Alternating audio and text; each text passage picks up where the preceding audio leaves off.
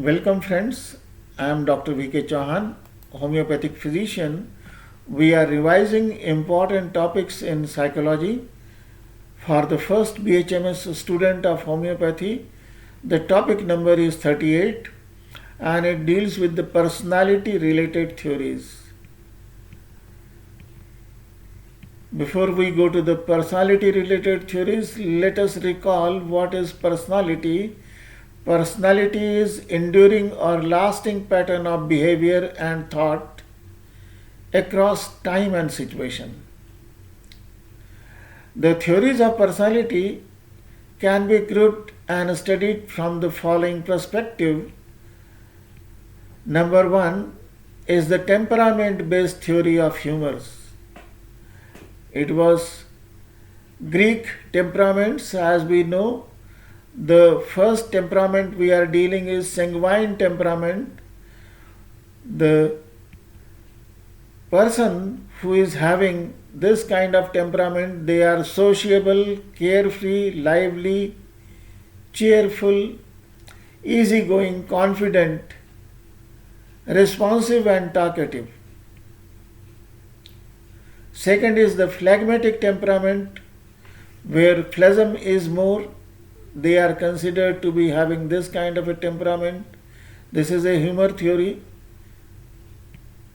And they are characterized by passive and unexcitable nature, sluggish in activity, slow in thought and movement, lack interest, but they are careful, controlled, reliable, calm, even-tempered and peaceful.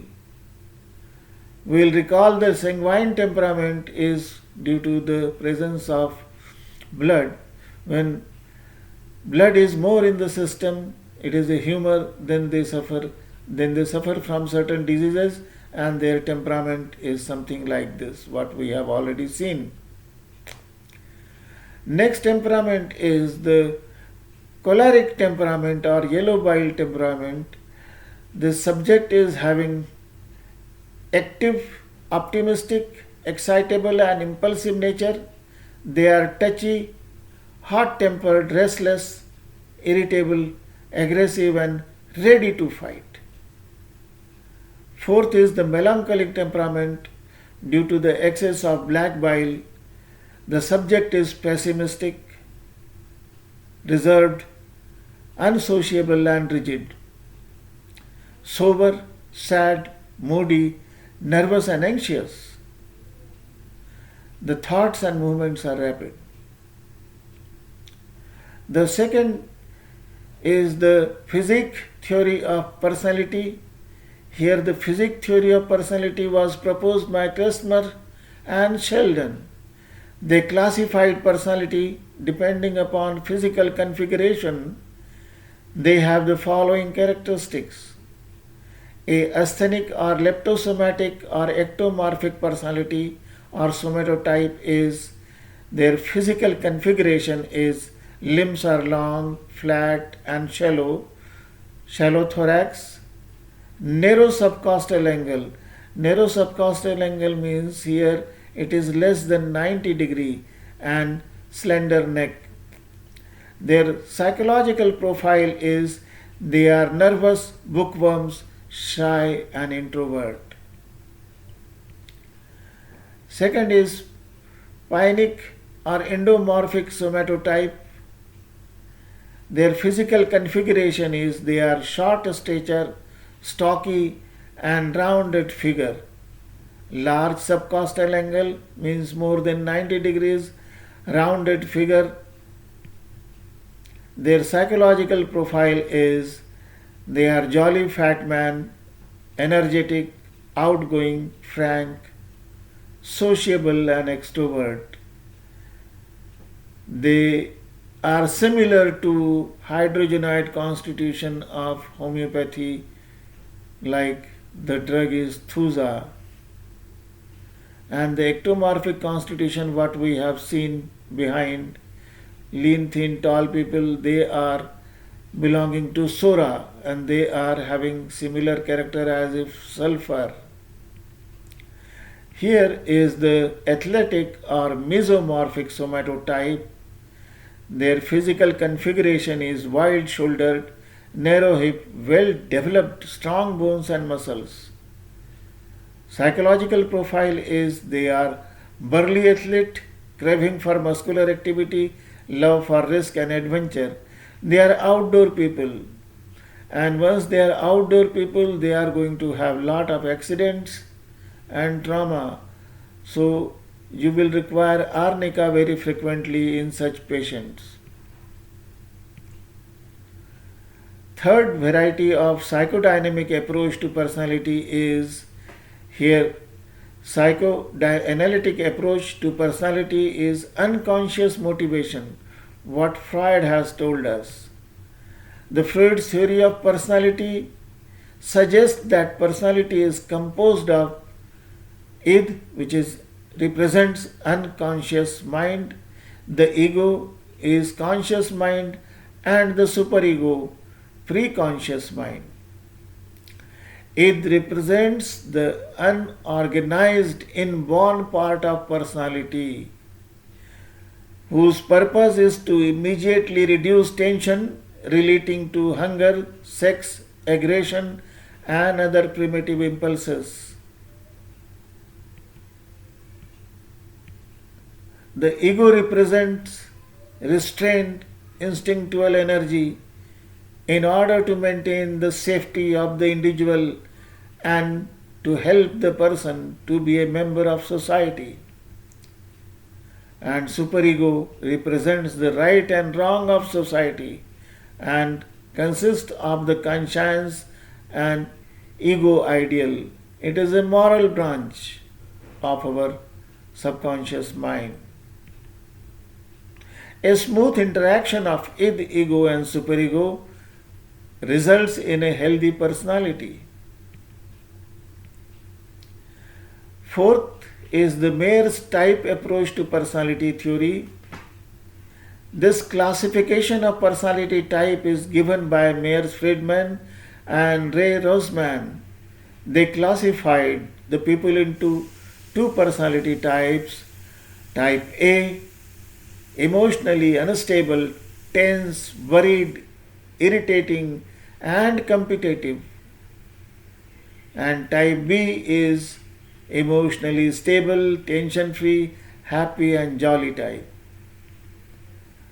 On the basis of their personality traits, it has been pointed out that type A personality is more prone to heart ailments, particularly the coronary artery disease. Fifth, trait approach to personality theory. Trait personality theories try to identify the most basic and relatively enduring dimensions along with people differ from each other. The dimension known as traits. Following are the proponents of trait theory, and their concept is given in brief as under. Alport's personality trait theory. According to Alport, most important personality traits are those that reflect our values. He suggested that there are three kinds of traits. Number one is known as cardinal trait, a single personality trait that directs most of the cardinal person's activity, like greed, lust, kindness.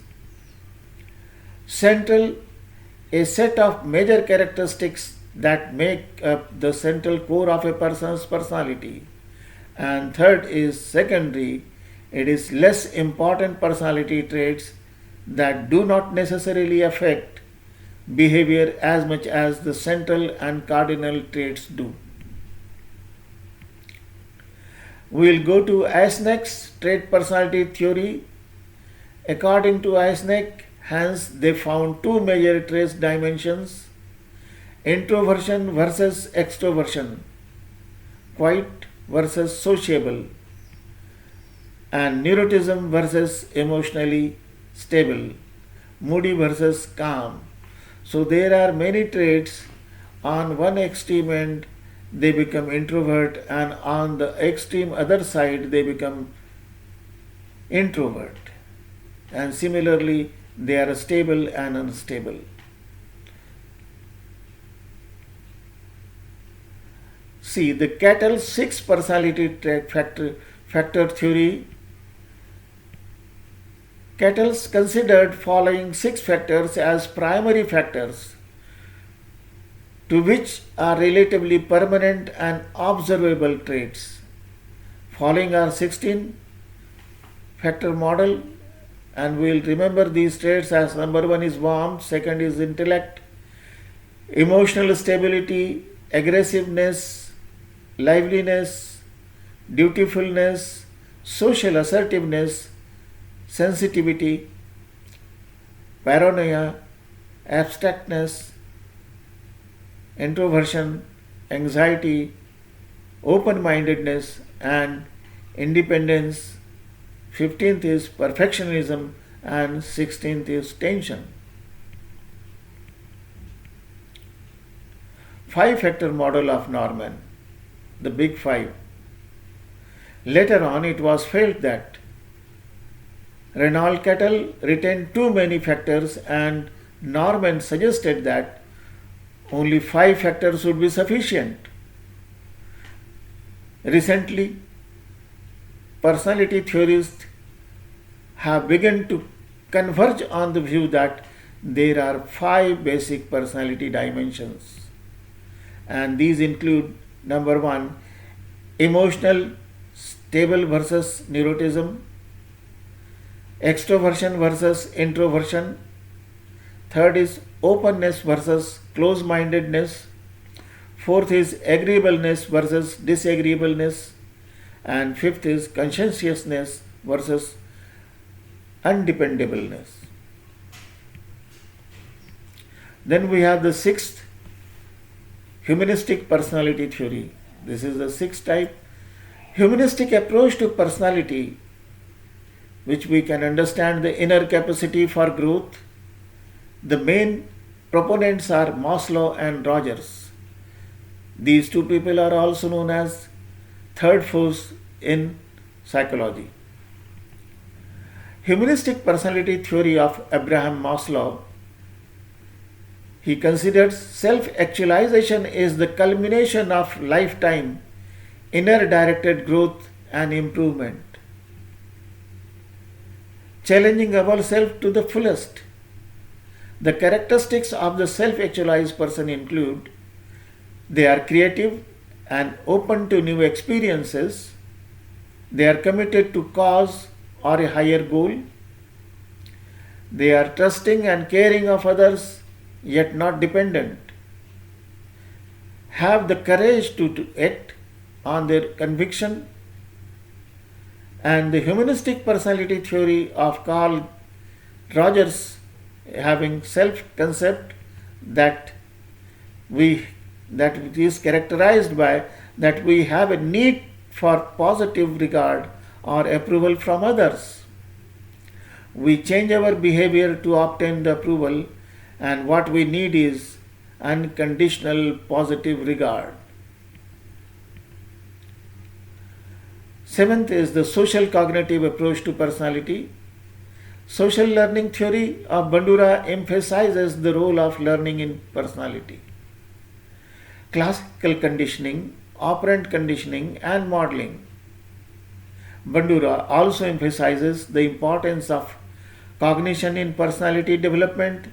These can be grouped as under: first, the individuals with higher self-efficiency. They accept greater challenges. They try harder to meet challenges. Second is the person with internal locus of control. Such people feel that they control their destiny. And C, or third, is the person with external locus of control.